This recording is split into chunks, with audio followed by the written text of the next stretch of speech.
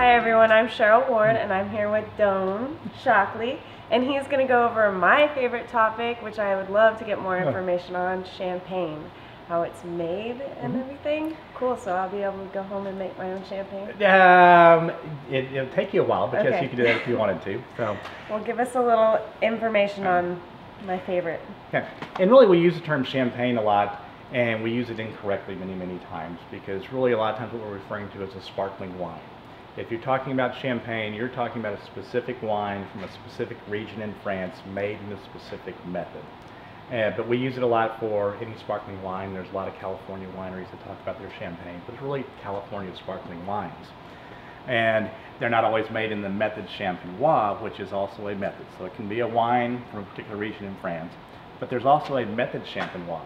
So it can be sparkling wines made, for instance, in Spain, or in Italy, or in California, using the method champenois. So they use the same method as they make champagne, but it's not from the Champagne region. And when the method champenois, it's very time consuming, but it's what gives the champagne such a wonderful flavor. And a method champenois wine, the wonderful flavors and aromas you get. And all sparkling wines, they start off, they make a still wine, just a regular wine. Typically in Champagne, it's from Pinot Noir or Chardonnay, and they'll make it just a regular Pinot Noir or Chardonnay. And they put it in a bottle, and almost all sparkling wines will come in a bottle that's shaped somewhat like this. And they'll put the wine in there, and then they add a little bit of yeast and a little bit of sugar.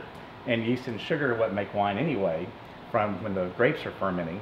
They add a little bit of extra yeast, a little bit of extra sugar to the wine, and they cork it, and they put it in what's called a riddling rack. And it's a little H-framed rack, and the bottle's almost horizontal. And in the olden days, and a lot of the producers like Dom Perignon, per se, still go through, and about every 6 months, they'll turn the bottle a quarter of a turn.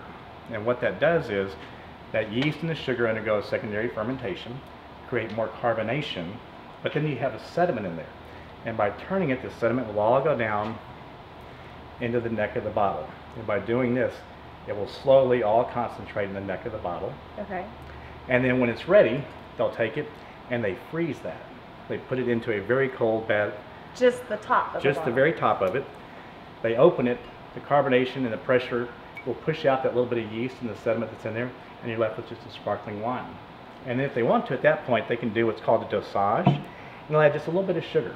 And so that way you can have a brut or sec champagne. Monty and extra see dry. How sweet you want to make your champagne or your sparkling wine.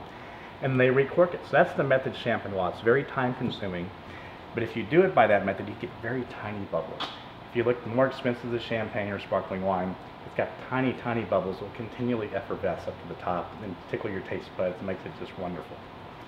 The more common method these days, and it's the method used in our Pecorino, is called the Charmat method. And it's basically the same thing. They make a still wine, and they put it in a big vat though, instead of in individual bottles. They add the sugar and the yeast, undergoes that secondary fermentation, gives it the carbonation, and then they bottle it straight out of the vat. So that's called the method Charmat. A little bit less time consuming, a little less expensive, but you still get a great sparkling wine. The bubbles aren't quite as small, but you still have that wonderful flavor. All these methods have such fancy names. Yes, so. I know. And then the final method is the one that you see in very low-end sparkling wines, and it's carbonation. They make a still wine, and they carbonate it just like they do your Coca-Cola. They just run carbon dioxide through there, they put bubbles in it, and they bottle it. And when you open that, you get great big huge bubbles coming up just like you would in a Coca-Cola. But those are the three methods of making sparkling wine. And ours, Pecorino, is made in the Charmat method from Italy, and comes out very nicely. And I have enjoyed a taste of that. It is a very good bottle of champagne or sparkling wine. Yeah. So as we head into holidays, that's just a little bit of knowledge about sparkling wines and how they're made and the difference in them. Well, let me ask you this. Do you know why they use champagne for toasts or the New Year's? Or is there a story to that, or it's just everybody likes it? So. Well, everybody likes it, but typically we do the toast on special occasions. And originally champagne was the drink of the kings or the monarchs, and it was very much, because it's time consuming, takes a long time to make, it was very expensive. So it was typically only royalty would get to drink champagne. So it became to be associated with special occasions. And so that's where I think that came from.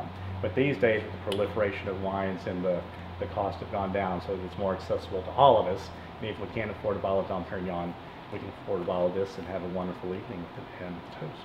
Wonderful. Well, I'm going to go home, get my bottle of champagne, and pretend I'm a queen. There you go. Anyways, I'm Cheryl, and this is Doan Shockley, and we're here with Martin Ulisse Imports. Come check us out on Facebook. We'll see you later.